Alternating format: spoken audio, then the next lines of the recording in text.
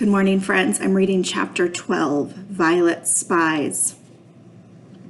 Violet spent a hot, miserable night sharing a bed with Chloe and thinking that it would have been cooler in the Hermitage where you didn't have to pay for the fan. But in the morning, Violet had an idea. She woke up stiffly next to Chloe, who was still asleep.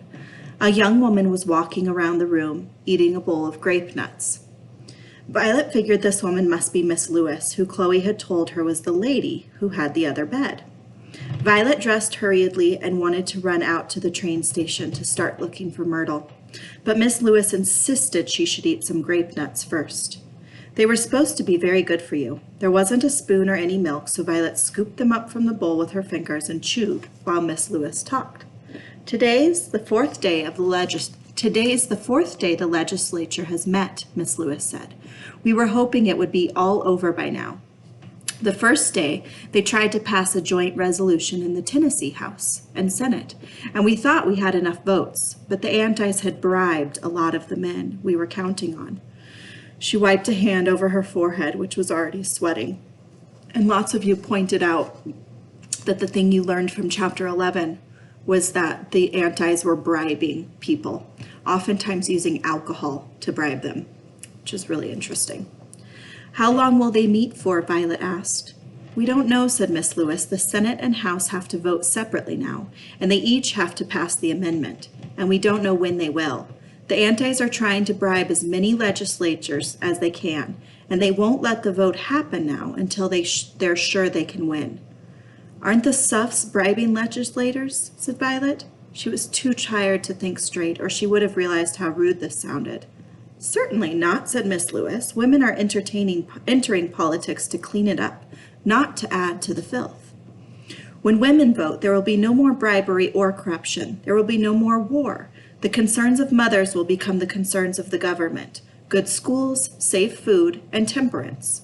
Just think, the United States has banned alcohol completely, and soon temperance will spread to other nations, so that nowhere on earth will mankind ever be a slave to alcohol again. Violet had finished her grape nuts. Excuse me, Miss Lewis, she said. I need to go to the train station.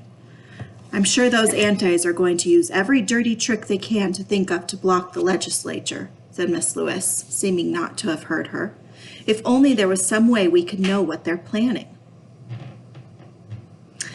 As she walked along, Violet reflected that she had sat in an anti-meeting last night, eating sandwiches, and that nobody had even noticed she was there. She was perfectly set up, Violet thought, to be a spy. She could go back to the Hermitage, pretend to be an Anti, and tell the Suffs what the Antis were planning. She wanted to do something to help.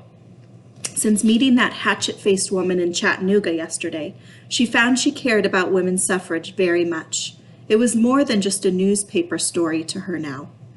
Violet looked at the rail yards that she was walking past. She saw two hobos walking along, carrying small bundles under their arms. They looked like they had just gotten off a train, and they reminded Violet of Hobie the hobo. She wondered if he'd gotten to Florida yet.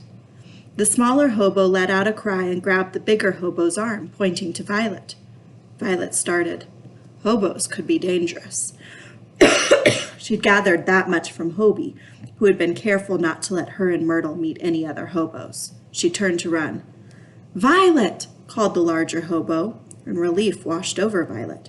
She ran toward them, the gravel roadbed crunching under her feet. I was just on my way to look for you, she said.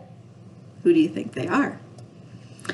We shook those Palmer agents, said Myrtle. They're running around the Tennessee backwoods looking for us.